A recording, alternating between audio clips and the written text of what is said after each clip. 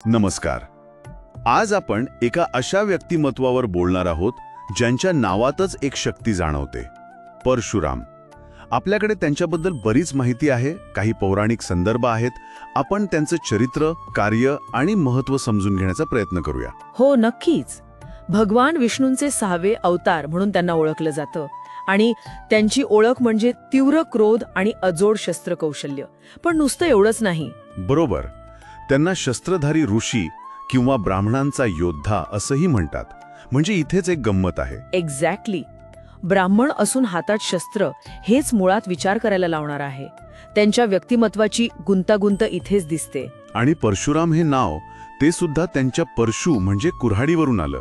पण ते फक्त योद्धे नव्हते, ते महान शिवभक्त होते, शस्त्रविद्येचे गुरु होते आणि धर्मरक्षक सुद्धा. हो, त्यांचा जन्म भृगु ऋषींच्या वंशात झाला. वडील ऋषी जमयदग्नी आणि आई रेणुका. जन्म कुठे झाला याबद्दल थोडं वेगळं मत दिसतं. कुणी म्हणतं सह्याद्रीत, तर काही पुराणं मध्य भारताचा उल्लेख करतात.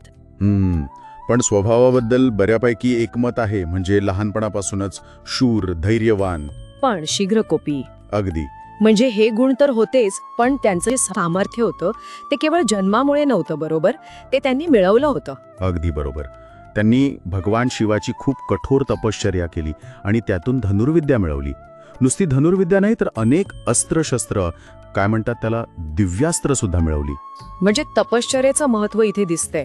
शारीरिक बळासोबत आत्मिक शक्ती, दिव्य शक्ती. हो, आणि ही शक्ती त्यांनी मग वापरली धर्मकार्यासाठी. आणि इथेच तो सर्वात जास्त चर्चेला जाणारा भाग येतो. पृथ्वी 21 वेळा क्षत्रिय केली, म्हणजे अन्याय करणाऱ्या क्षत्रियांचा नाश केला. हो, त्याचे एक तात्कालिक कारण सांगितलं जातं की राजा कार्तवीर्य अर्जुनानं त्यांच्या वडिलांचा जमदग्नी ऋषींचा अपमान केला, त्यांची हत्या केली. पण एवढंच कारण नव्हतं बहुतेक. नाही, यामागे खूप मोठा संदर्भ आहे. म्हणजे हा फक्त वडिलांच्या हत्येचा सूड नव्हता. पुराणं सांगतात की त्या काळात जे राजे उन्मत्त झाले होते, धर्मापासून दूर गेले होते, त्यांना शिक्षा देण्याचा हा प्रयत्न होता. म्हणजे पृथ्वीवरचा अन्याय आणि अधर्म संपवून धर्मस्थापना करणं हा उद्देश होता, असं म्हणूया. हो, आणि एका ब्राह्मण पुत्रानं शस्त्र हाती घेऊन थेट क्षत्रिय सत्तेला आव्हान देणं तत्कालीन समाजात हे खूपच मोठं पाऊल होतं. म्हणजे एका अर्थानं ती व्यवस्थेला दिलेली टक्कर होती, पण त्याचबरोबर त्यांनी एक सकारात्मक कामही केलं, शस्त्र परंपरेची स्थापना. हो, आणि हे खूप महत्वाचं आहे. त्यांनी धनुर्विद्या आणि शस्त्रविद्येचा प्रसार केला.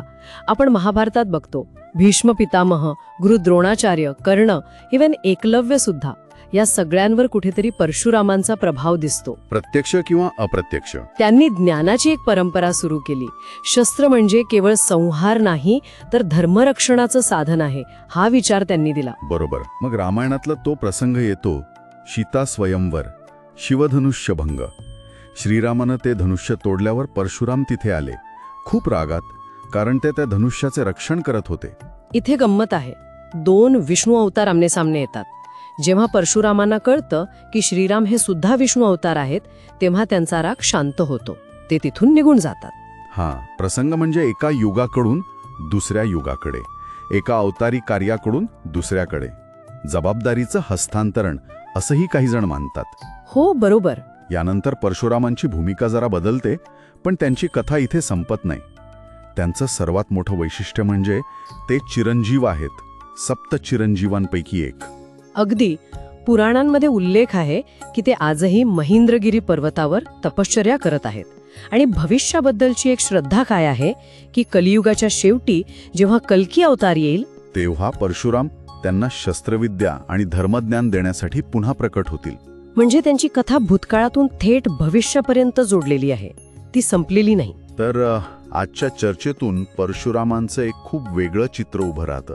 त्यांच्यात शस्त्र म्हणजे शौर्य आणि शास्त्र म्हणजे ज्ञान, तपश्चर्या, धर्म यांचा एक अनोखा मिलाप आहे.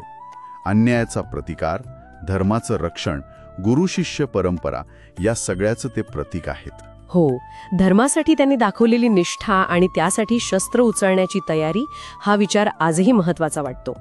आणि जाता जाता एक प्रश्न मनात येतोच. एका चिरंजीव म्हणजे अमर योद्धा ऋषीची ही जी कल्पना आहे, जी आजही जिवंत मानली जाते, आणि भविष्यात ते धर्म पुनर्स्थापनेसाठी परत येतील अशी श्रद्धा आहे, ही कल्पना आपल्याला मूल्यांच्या शाश्वततेबद्दल काय सांगते किंवा न्याय आणि धर्माच्या संघर्षाबद्दल? त्यांच्या या अमर्याद अस्तित्वामागे आणि भविष्यातल्या भूमिकेमागे नक्की कोणता गहन अर्थ दडला असेल, हा विचार करण्यासारखा मुद्दा आहे.